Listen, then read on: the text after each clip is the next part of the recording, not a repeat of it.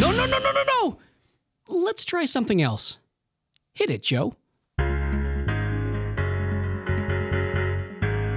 Three idiots sharing memories with fans who watched the show. It's the best of both our worlds. Welcome back, everybody. This is Best of Both Our Worlds, the official, unoficial Hannah Montana podcast where three idiots share our memories with the fans of Hannah Montana so they get a chance to see the other side of the best damn Disney show ever. I am still one of your hosts, Jason Earles. I played Jackson Rod Stewart on the show. I did it, Shannon. So soothing. Feels good. Feels good. Feels very good. I'm Shannon Flynn. I was a director and the acting coach on Hannah Montana. Love it. Oh, on Hannah In case Montana? Hannah Montana. Oh, in case I like you that didn't show. know, I like that show. that's the show I like that show too. Yeah. So good.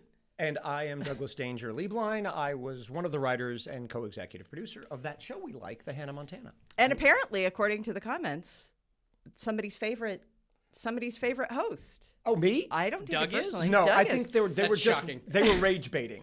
They were 100% trying to get a rise out of somebody. They don't. It can't be possible. Yeah, guys. I believe it. You're my favorite host. Sorry, Shannon. Oh. No, you're my favorite host. No, not at all. You're Okay. my favorite host. Okay, let's enough Eat a of the bag of shenanigans.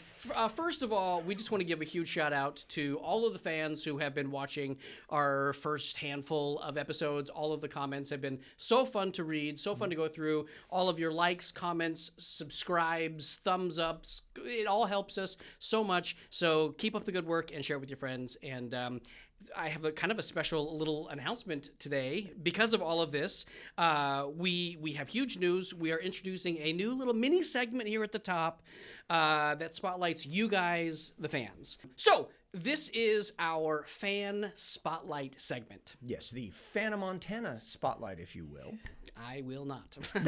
Yes, we you are will. not. No, we are that's not- good. We're That's- not calling it that. Yes, we are. Nope. This week's Yeah, fan we are spotlight. 100%. Jason, you got to say it.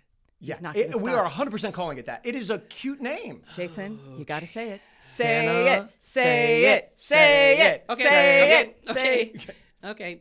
Here we go. Fine. Well, this week's Hannah Montana spotlight. There it is. Yeah, doesn't it feel good? Yeah, Doesn't it feel feels good? It's a good one. Feels so good. Is two comments that I noticed scrolling through YouTube and Instagram. The first one was at ForeverKent2225 left a comment on YouTube for our 20th anniversary Hannah reaction special episode, and they write, honestly, the special with this podcast coming out around the same time is completely giving me my Hannah fix. So thank you guys for starting this podcast. I know, so sweet, right? No, that's so great. It gets even better. Me and my little sister were big Hannah fans. We had the dolls, the CDs. She had a wig. We always watched the show. So this podcast is as much a trip down memory lane for me as it is for you guys. That is the sweetest. I love that. Thank you, love Forever that too. Kent 2225. That was so sweet. Just rolls off the tongue. Yeah. Christine Steiny left an Instagram comment on one of our promo reels for the pod, and they wrote, if he replies to my comment, I'll literally pass away. Have been a huge fan of you since the show started. Can't wait to watch the podcast. So you basically just killed someone. Yeah. Yeah. Good. I hope you're happy. Yeah. We should call this the Hannah Murder Tana spotlight. Another thing we're not going to do. Okay. Stop killing people. Okay. All right. If you're thinking you'd like a Hannah Montana spotlight, please leave a comment or review on YouTube, Spotify, Apple Podcasts, TikTok, Instagram, Facebook, Carrier Pigeon, MySpace, Musical.ly, Vine, LimeWire. Is that on it? our We're blog. Old. We're old. That's right. Yeah. All right, you guys. So let's start with our little babao sweet niblets for this episode. Shannon, what you got for us? Today we're talking about It's a Mannequin's World, which was directed by the sweet and wonderful Roger Christensen. We love Roger. It was written by Howard Myers. Maybe you can expand on that a little bit, Doug. And it aired on May 12th, 2006. And it's our first Roxy episode. Love Roxy that. like a puma. Roxy like a puma. That's right. And my little sweet niblet, as always, is we always titled our Hannah episodes after song titles. This one was titled after the 1966 banger, It's a Man's World, was written by Betty Jean Newsom and none other than Mr. Dynamite, the hardest working man in show business, soul brother number one, the godfather of soul himself, Mr. James Brown. And a fun little fact about this song, it is often mistitled A Man's World, but it is a man's world, which itself is a play on the movie title, It's a Mad World. So we did a play, 4 Mads in the movie, 3 Mads in the song, 1 Mannequin in ours. It's there will be a test on this later.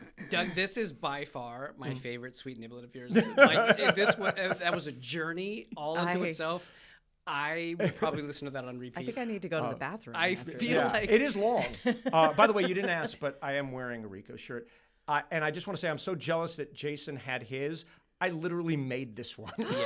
I made it myself. I love it. So because I just hated the fact you had them, I love and that. didn't. So well, maybe you could have some made for other people who participate in this podcast. maybe with I you. could. I love that so much. Well, if we're gonna do a minor fit Minor check fit where you're check. shouting at, so this is not Stray Kids today. This is a concert hoodie from my buddy Adrian Lyles, who was one of the cast members of High School Musical, the musical, the series. nice.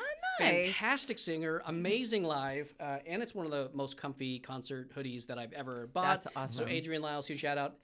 And yes, I am wearing a Stray Kids t-shirt underneath it. Okay, I just want to make sure. Just so you Yeah. know. Just want to make sure. Yeah, And you that's didn't have good. to show up 3 hours early to get that merch because you knew better. I knew somebody, but I did pay for it. Okay, all right. Yeah. That's Yeah, nice. you gotta Good help for your you. friends out. Yeah. Okay, so my sweet niblet for this episode is actually how many episodes did Noah Cyrus appear in Hannah Montana? Oh. Hey, speaking of, have we said the title of this podcast episode yet? I don't know. Have you? Our special title? We have not said our special title. We should say what our We special should say- title is. We forgot to say our special title. Okay. You know because you clicked on it, but it is Here Comes the Flood of Noah cameos. Well, Now they know, now but they know. Well, they don't. Well, They yes, don't now know the they number. Why, now they know why we called it that. But yes, they don't but they know the don't number. know the number of times. It is a recurring theme throughout this entire episode. Is Yes. the Noe sightings. Yeah. For sure. Okay, so Doug, now that we've fumpered for 10 minutes, what is the synopsis? Refresh our memory. What is this episode about? For those of you who don't remember, this episode is when Miley spots her dad shopping for a birthday gift, she employs Lily to help steer Billy into buying her a present she wants, as opposed to another lame gift like he does every year. Miley and Lily think they've succeeded, only to discover Billy switched the gifts at the last minute and bought her an ugly kitty sweater.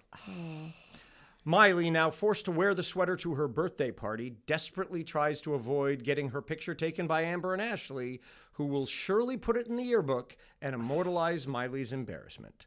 Ultimately, Billy finds out that Miley doesn't like the sweater and agrees to let Miley choose her own presents from now on.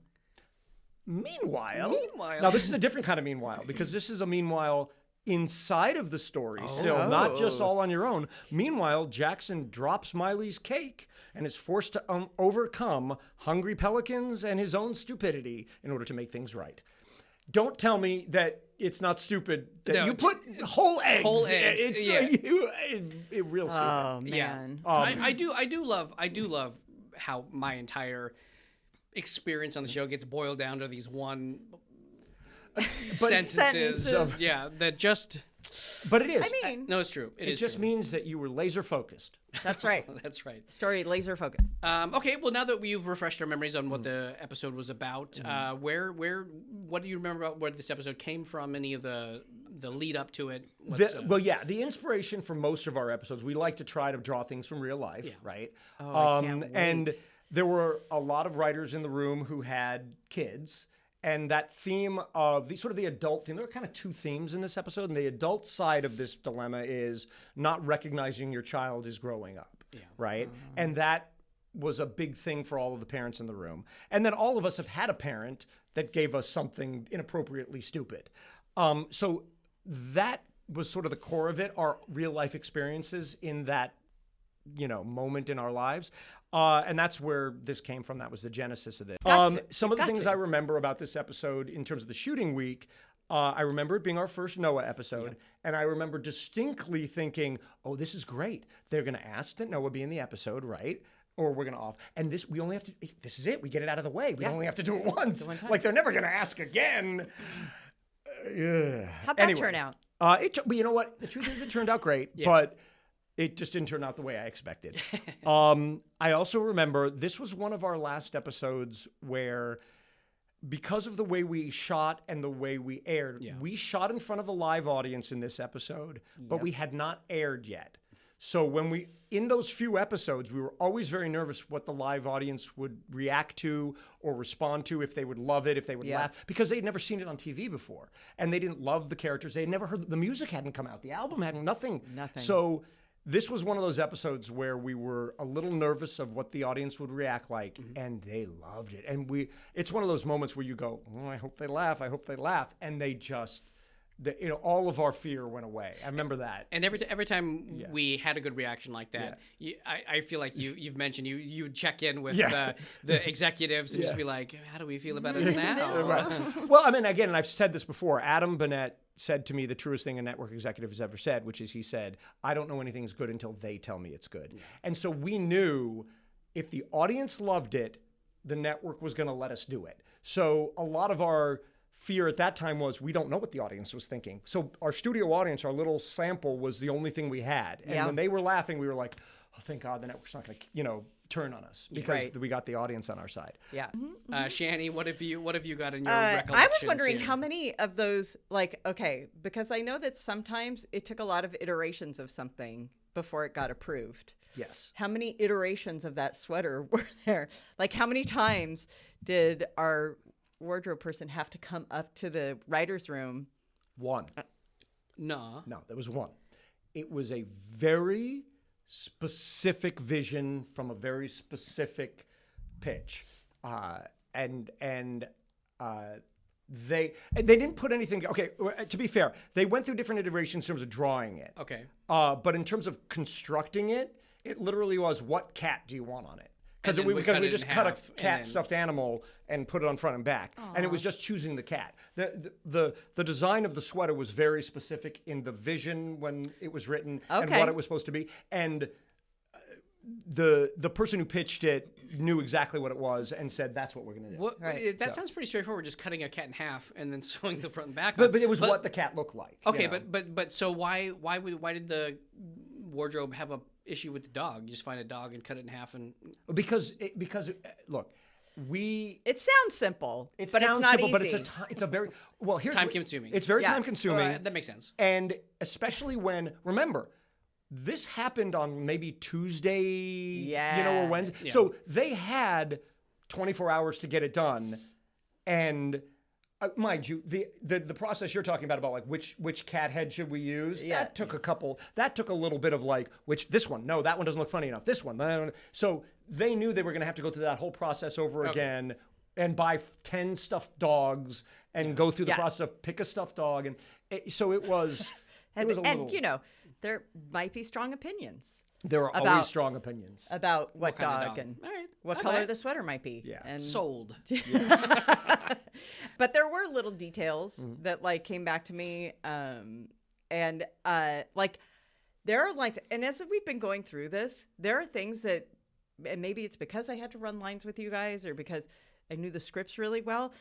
I remember the stupidest, silliest little lines. Like when Miley is hiding behind the clothes rack and she's watching, Robbie Ray try and figure out what it is. And it was she unparts the clothes and she's like, "Hi, me again."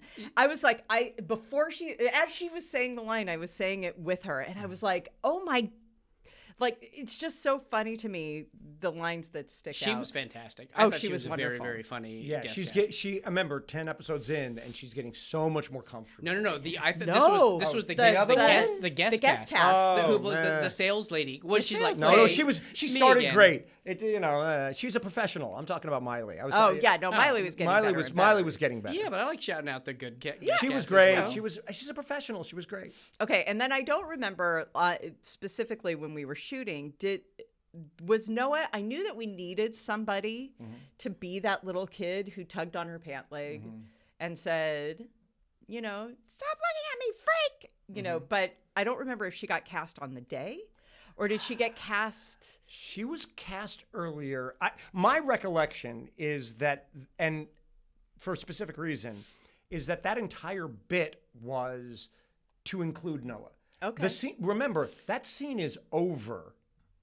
And then we do this whole thing with Noah. When Billy Ray leaves with Yes. Lily, Yeah, the scene is yeah, over. yeah. Yeah. So that entire thing would not be there if it wasn't for Noah. Yeah. So I think it was, let's put Noah in, and then it was, ooh, let's give her a line, and then that was all pitched for Noah. Got it. I remember seeing her walk in, and like you see her in the background, like Yeah. walk Oh, in yeah, from the you can beyond, see it. and I'm like, You know, something's gonna go down. some shenanigans with Noe.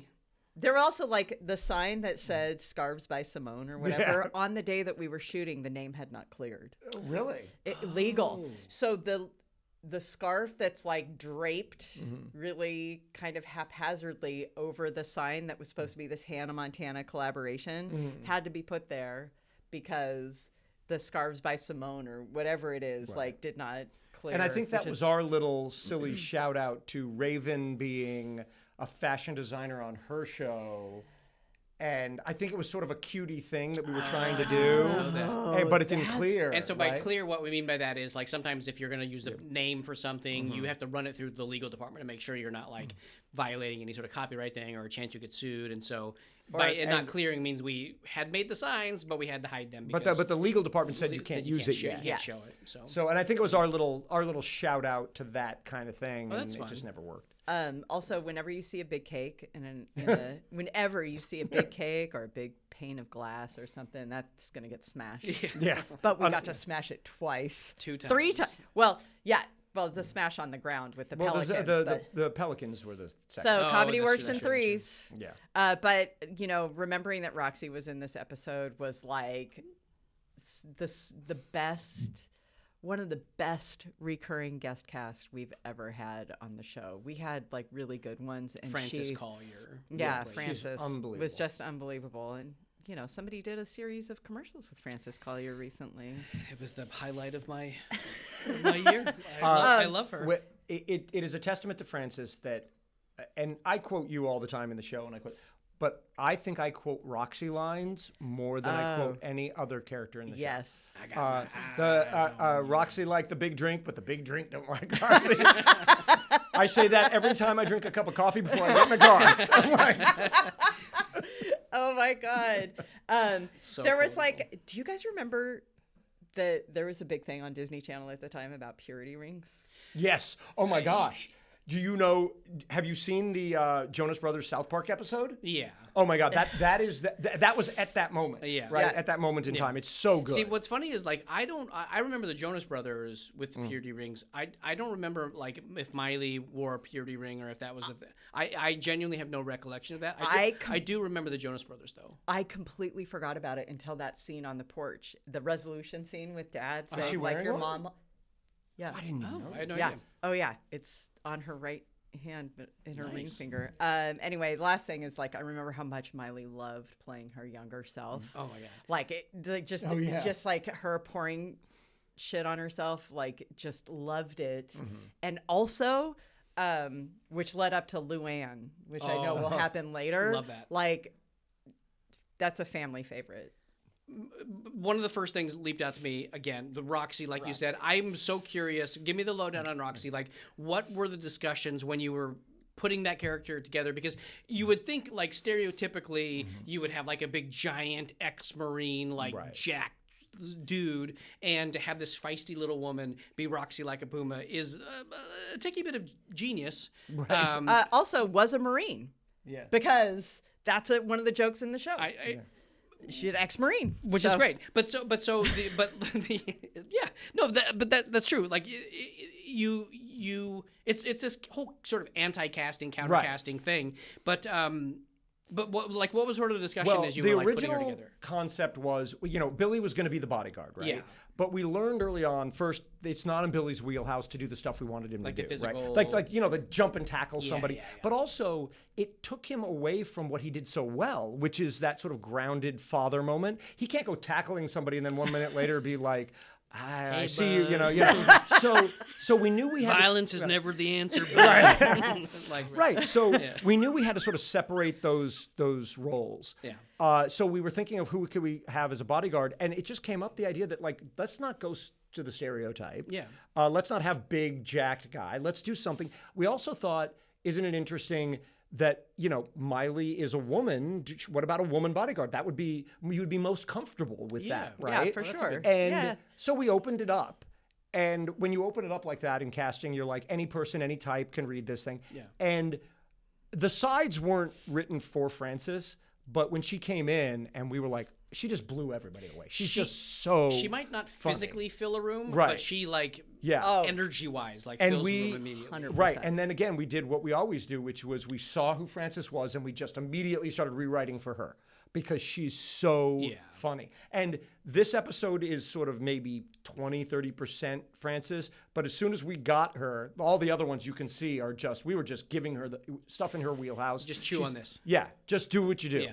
And sometimes she was too funny. Sometimes she was like, we have to give her less because she's just eating, like the whole scene is her. Yeah. And we're like, there are kids in this show too. But she's great. As a director, are there times where you like look to sort of do the counter cast thing, like 100%. So casting like against type? what I was going to say was this is proof that you can take something if you're an aspiring actor, or if you're an aspiring director looking for an actor, you can take the thing, just make a really bold choice, right? Right. You go into the room, make a really bold choice. It may not be what they're looking for, but it might be something that they didn't know they were looking for. And that is probably the case with Frances because, just like what Romy was talking about before too, which is she thought, I'm never going to get this. I might as well just make this amazing choice and see and as an exercise. And then, I can have a preconceived notion of what I want, and it can be completely removed by somebody doing something that is unreal. So Roxy, obviously fantastic. We love her. I think she's so interesting because she is a cartoony character. She's very, very broad, but the character is so defined, and everything that she does is in the context of the character. So you totally forgive sort of the cartoony nature of her. Right. Which doesn't always happen on the show. Sometimes we get a little broad and we never focus it. But she's so fantastic at that. But one of the things I really loved about her in this episode is she got invited to the birthday party, and it really sort of highlighted that she was more a part of the inner circle versus just a hired gun. And so I was not offended at the idea that she knew that Miley was actually Hannah Montana. Right. Because it felt like she was a little closer to the family than just regular old security guard. Well, you would, and it would make sense for us. It made sense that her security guard's going to be in on the secret. You can't hide that from a security guard, right? And also that she was as if she had been there before. Yes. It wasn't like introducing a new character. It was like, wow, ever since she got back from her Tour of reunion. duty, Yeah, that's a really good little bit of writing, I think. Yeah. So as we mentioned, this is the first Noah sighting. I always thought Noah was so cute. It just flooded back to me how around she was during the show. She was always backstage, always hanging out in the dressing rooms. She really seemed to me like she looked up to Miley so much and loved the fact that her sister was on this TV show and specifically playing Hannah Montana, which is this whole wish fulfillment thing. And I was so happy for her that she got to be in the show. It was something that I really was excited for. I agreed with the sales lady was super funny. When Lily's dressed up as Lola and she has a little bit of a thing with her and she says, I hope when I'm as old as you, I'm not as bitter. And she was like, oh, you will be. I thought that was such a funny, adult joke. Yeah. A kid would be like, I don't get that. But we follow it up immediately with Lily saying, Hannekin, Miss Montanakin, which is such a verbal gymnastics, silly kid joke. I love that in the course of 3 sentences, we're doing jokes for so many different audiences. So you're saying you love the writing?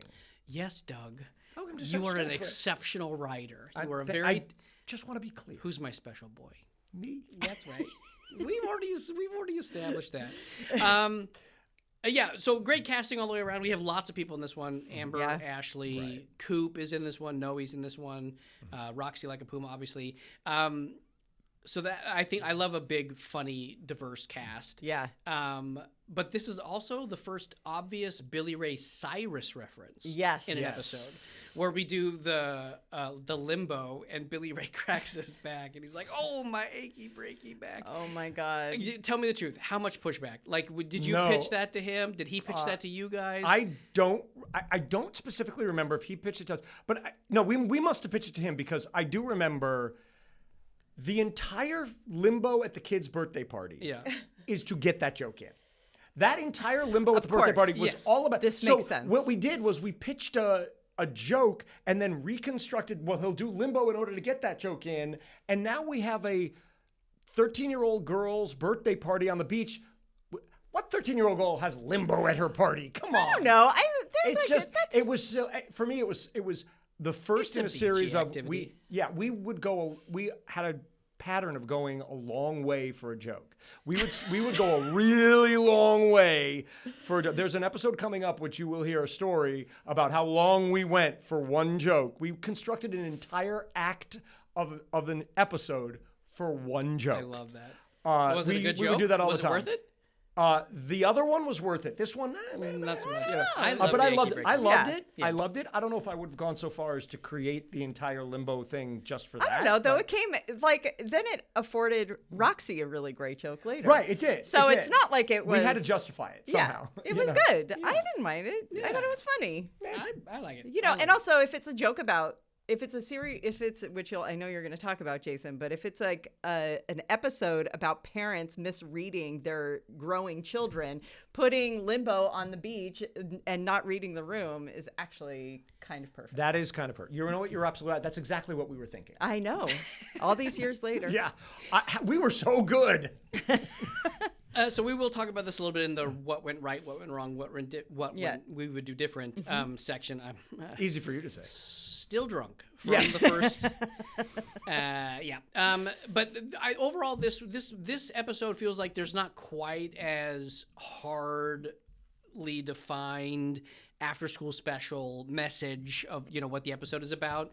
Miley doesn't want to hurt her dad's feelings. But she still destroys every present that he gets her every year. She eventually comes out and says, "I love this sweater because it was given to me by somebody who I love." And Billy Ray's buying her presents for the wrong reason. Everybody's sort of in this weird nebulous, I'm doing kind of a not good thing, but they end up in a better place at the end. So I don't know what the hardcore message is for the episode, but I still feel like everybody ends up in a good place at the end. So it doesn't bother me, but I did notice that this one's a little harder to define. What is the 100%. message here? Yeah. So, yeah. And we'll talk about when we get to the what we did right, what we did wrong, what we do different. We'll talk about Should we do that now? What a perfect segue. I know. Yeah. What did we do right? What did we do right? I love that Miley gets messy in this. Every time she looks sort of silly or messy, all those flashbacks or pouring stuff, I think that makes her so charming, so likable. She's great as the mannequin when she's frozen. Oh, and we had to work on so that. Good. We worked on that. Was it a lot? Yeah, it was very good. It was very so good. that was all a rehearsal thing. That was her first attempt at it. Wasn't that good? No. I'm just saying, she was I don't know what, trying to find something. We were trying to find the poses that were comfortable enough to be able to sustain it. Because you don't want to do something that's so where your arms are falling asleep. But Yeah. So I think she's so good at that. This episode really highlights everything that Miley is good at. There's good physical comedy. She's willing to get messy. You get a little touch of heart at the end with her dad without it being 100%. overly cheesy. So I think it does a great job of highlighting her. I love that Jackson takes his responsibility with the cake so seriously. He genuinely wants his dad to think he did a good job. And anytime Jackson's invested like that, I'm invested. But this did lead to our first really big, messy stunt in where I hit him with the cake at the door, and then we also hit Amber and Ashley with the cake at the end. Do you remember how nervous I was about that? Yes, 100%. You can actually see it on your face. But I think you used it because you're a very skilled actor. I think you used your nervousness of making sure that you nailed him in the face to like, you know, like inform your character when you were going to take it out to the refrigerator. Like, I think that it all reads, but I know what the real.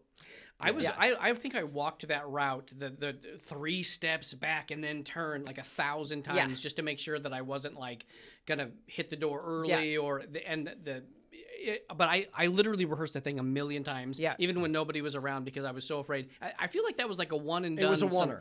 We had one cake. Yeah. We're going to get a messy one time, and it was get it right or don't. And I think that was one of our first really high stakes. You get it in one take, or you ruin an episode situation. Well, and there were 2 of them because you know, my kids' hours, we had the costumes to redress you. We didn't have the time. To redress people. Now, you know, with Amber and Ashley, it would have been more difficult, but with Billy, we could have reshot it where we just put it in singles. But it would have looked terrible. It would have looked terrible. I think there actually was a moment, like what you can do though is of course you hold it up to their face and then you pull it back. So what you need is the splat.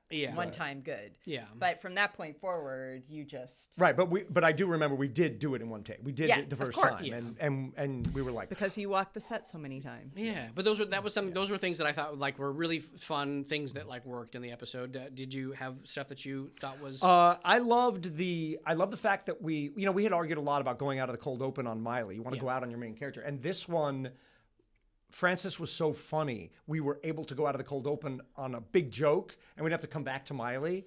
And I loved setting that precedent, right? Because that tackling thing was so funny. And so Francis, for me, sort of pushed the boundary a little bit. Oh, we can go out of the cold open on someone other than Miley. Is that the basic mandate? Like then, is since Miley's the star, she always gets the end of the cold open? It was just sort of, again, early on, we just wanted to go out on, well, you want to go out on the story, if you can. Because that's why it's always a cold open, right? Miley's dilemma. What is the problem? But sometimes you can go out on just something funny. If you understand what the dilemma is, if you understand what the story is, you can go just out on something funny. And but we were afraid to. We wanted to go out on Miley, and this allowed us to go, oh, we can just go out on something funny. Because she was so funny. It's so good. I love the fact, I think our best episodes were the ones, we needed to separate the B story in terms of time, but our best episodes were ones like this, where the B story was connected to the A story, and at the end, they all came together. Yeah. Dovetailed, if you will. Dovetailed. So this was our first real good shot at that, and it sort of, again, set a precedent for what we knew we could do and what we knew we could be. I just loved Frances. She's one of my favorite characters in the show. Crouching Tiger, Hidden Roxy is still, I mean, I do. I quote her all the time. So I love that. And I loved, it wasn't entirely successful, but I love that we did make an attempt to go to a deeper place. We actually went to 2 deep places, and that was our problem. There were 2 sides to this story. It was, my daughter is growing up, and I refuse to accept it, which is the adult story. And then the kid story is, I don't want to disappoint my dad by telling him he's buying me shit that I don't like. And we didn't really satisfy either. And there was a reason. So, I mean, I like the fact that we tried. That was good on us for trying. And that's what I loved about But when we get to the other half, what did you love? Oh, well, there's so much that I loved about it. The department store was amazing. And the reason I say that is that it just is rife with comedy. Like, there's so much that you can do, and Jerry did a really great job. What sort of, as a director, what sort of stuff are you looking for? Like, if you look at it, walk into a set and you go, ooh, there's bits galore here. Like, what's some highlights that places like, because it served the story really well, right? Like, you can hide in things, you can hide behind things, the mannequin, you know what I mean? The mannequin being a big thing. Having a corner that Roxy can run around in order to tackle the person that it was an easy cut to do. Like, there were just lots of entrances and exits that are always fun, like a little French farce, if you will. Being able to hide in the middle of those clothes, being able to part things. If you think about the pilot and having that, having the clothes rack that you can turn, anything like that is so fun when you're trying to play a hide and seek game. And it was just wonderful. And there was a mandate on this show specifically that you couldn't be talking heads. You had to be moving. You always had to be moving. So a set like that gave you things to work with when you were moving all around. 100%. And also loved Frances, of course, as we talked. When Amber and Ashley got hit with the cake at the very end. Oh my God. The genuine reactions from Amber and Ashley, because that was made with, Billy's was made with real frosting. Yeah. Amber and Ashley's was made with whipped cream. It was lighter. It was wetter. It Yeah. was like it splat in a different way than Billy's. for Exactly. Was that an allergy or a makeup thing? I think it was probably just more of making the cake look different, but Yeah. also a splat thing. When you have to get two people. and get Oh, them yeah. both Yeah, basted. yeah, that was. I that feel like was I feel like incredible. Anna Maria is breaking a little bit in that. Like, Oh, they both like, were. Are you kidding? You could see them like. I feel like Shannon laughing. looked a little like more Offended? playing the offendedness of it. Yeah. And I think it looked like to me like Anna Maria was like But losing it. a how do little you bit. not I know. like? Yeah. And then you cut to Billy Ray and Miley and Emily and Mitch I love and how their reactions, laughing so hard. Yeah. And I love how that cell phone camera that picture is going to be so pixelated and old and 16-bit. No one's going to be able to tell. Oh my So God. funny. But that, like that kind of stuff you dream of when Yeah. you're a director, because you know that you can't capture that any other way except live in the moment and stuff. And the audience really, really, really loved the tag. Yeah. They did. One of my memories of that episode was Mitch and Miley like playing their sweaters, and Mike, who was our sound mixer, like having that ready to go to play live for the audience, even though it may have gotten replaced later. But them laughing and then just cutting to Roxy eating it all up. Everybody Yeah. else with their horrified reactions. Again. That was just genius. I wonder if you shoot that without the live audience, if there's less buy-in from Mitch and Miley. Like if they feel dumber doing it, Right. But like the validation of the audience losing their minds Made them get into- make you go even like harder. Oh, I think 100%. Yes. Yeah. I think that holds true for all of it. Yeah. Every time we did a scene in front of the audience, all the kids, everybody just energy bought just in. goes- Yeah. But they were willing to be sillier and willing to go Yeah. bigger Yeah. because they got a reaction. So what we did wrong, I do think the dog and the cat singing sweater tag is very, very funny. The Jingle Bells was a weird choice. I'm sure it's a public domain thing. It was right? chosen because it was PD. Yeah, which is but it's so bizarre that It's a so weird dumb. random Christmas song. Okay, but sorry to interrupt. Okay. But not sorry. Wasn't there like an internet, it wasn't a meme at the time, but there were dogs barking Jingle Bells at the time Okay. as a Yeah. whole funny Right, but album of dogs. I think my brother sent that to me one time, Well, which that justifies it then. Then we're totally good. Sure, but it was still, It felt like a little weird choice because there's nothing Christmassy about the episode. The Cooper Oi just always struck me as really weird. It felt like a weird writer interjecting themselves into a was character 100% for a a writer. moment. And like I know I remember there was moments throughout the series where like that stuff would happen, and I do have a Yeah. story about that. First, he's a great actor, but he didn't quite understand the oi. Yeah, it as a Jew, it has to fill you. It wasn't with his dread. life experience It wasn't his to life. throw So he ois out didn't there. land it. But our little story with that is there was an argument in the writers' room weeks before. Yeah. Where two writers were fighting, and one of the writers was trying to make his point, and was just blah blah blah blah blah, and the other writer went, oi, and it was so offensive to that first writer that he went, "Did you just oi me?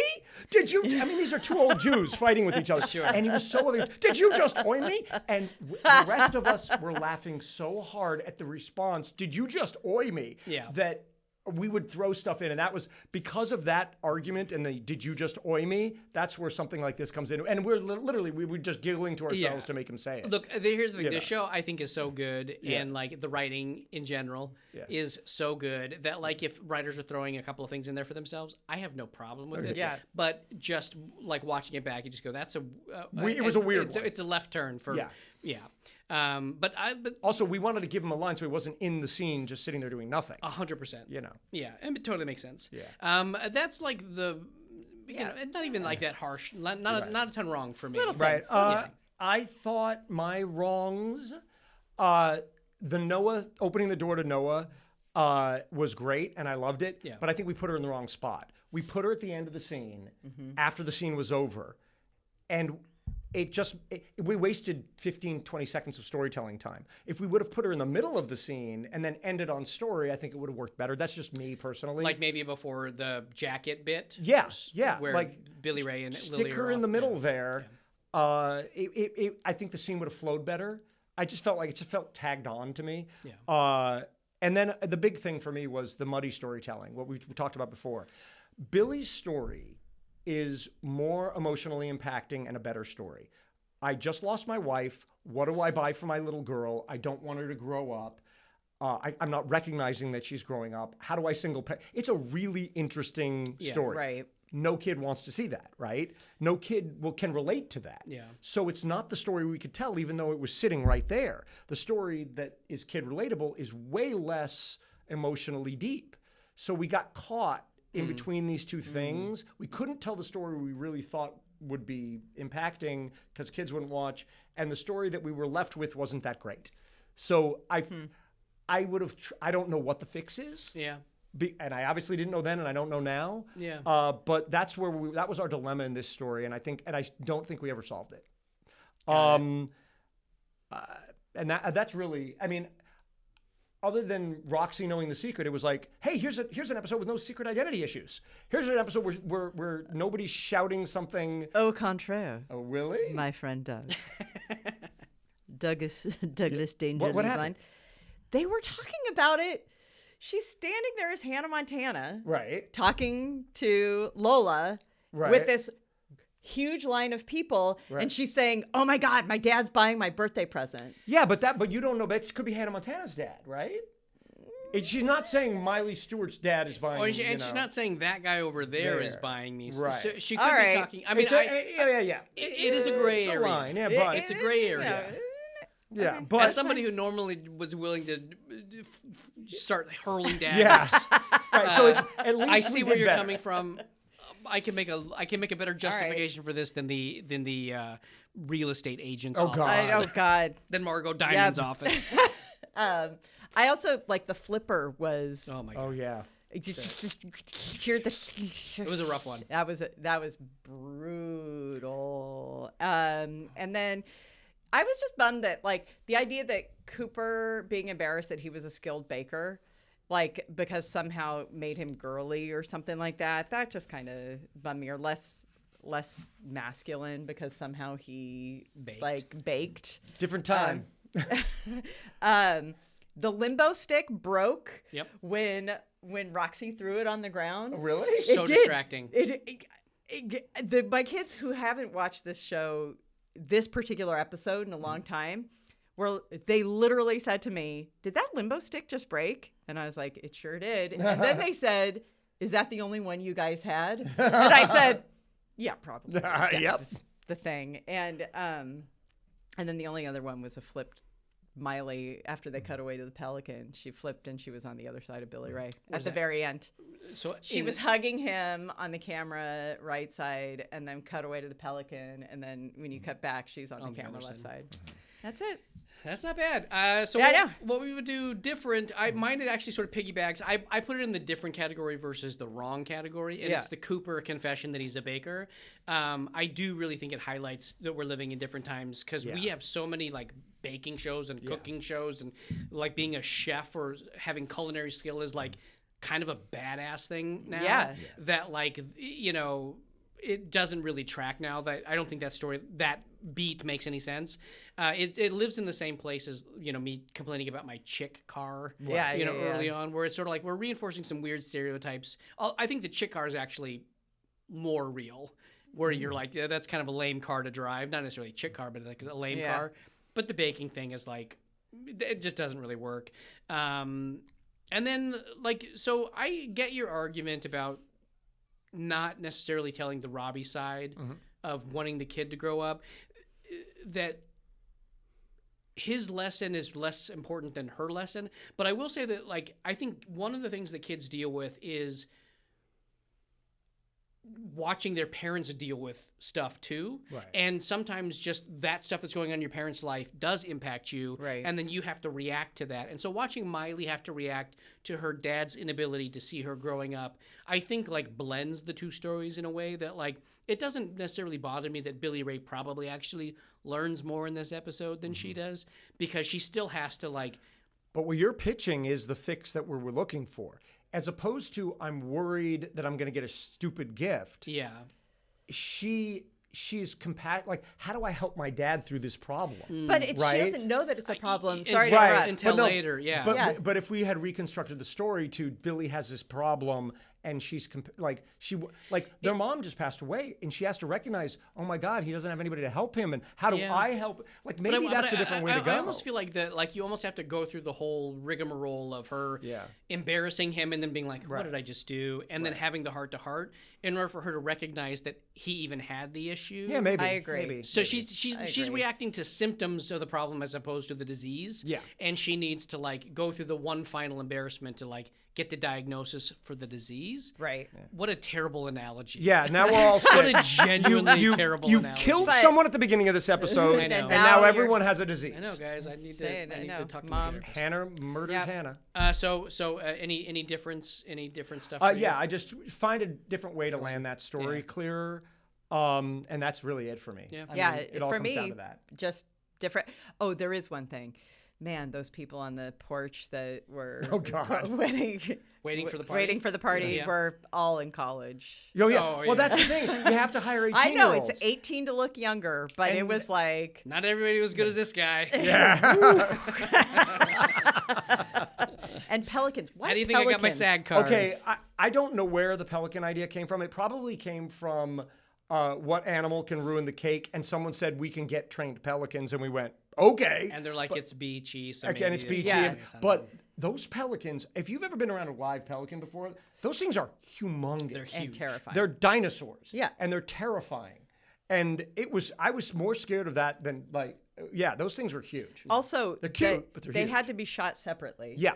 They had to be shot in their own thing because like they got too spooked. Yeah. Yeah, and So we could, it was, and then also they couldn't eat the cake. So I remember distinctly the animal trainer like putting the frosting on the pelican's beak and then having to wipe it off really Yeah, fast because yeah. you couldn't get them in the same Oh, shot. animals and babies and kids don't ever. But we work did out. give the pelican the out. So we give Yeah, the pelican that is the it's joke. nice. It was good. It was good. So let's go ahead and we'll wrap this up. We'll do some couple of audience questions. Sure.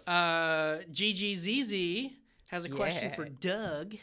Her favorite. Jackson's full name is Jackson Rod Stewart, Yes. as we've established at the beginning of the episode.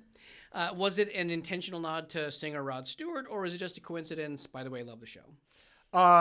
Thank you. It is 100% on purpose. We would do that all the time. Yeah. Jake Ryan is named after the character from 16 Candles, Jackson Rod Stewart. We gave you that nickname later because Yeah. we thought it was funny. Yeah. We do that stuff all the time. Look through all the episodes. There's little buried ones everywhere. Yeah. It's so. I think it's so. When the so first good. time I read it, I was like, "Here we go. Oh, it's Let's all over go, now. bro." Yeah, but it makes sense. Look, logically, it makes sense. Billy's from a music world. Yeah. He probably is a Rod Stewart fan. 100%. Yeah. I totally bought it. I was down from the beginning. Yeah, it makes you perfect You don't sense. love it? No, I think it's awesome. Okay. Yeah. I just questioning whether or not Billy Ray was a Rod Stewart fan? Rod Stewart is a rock icon. It's classic.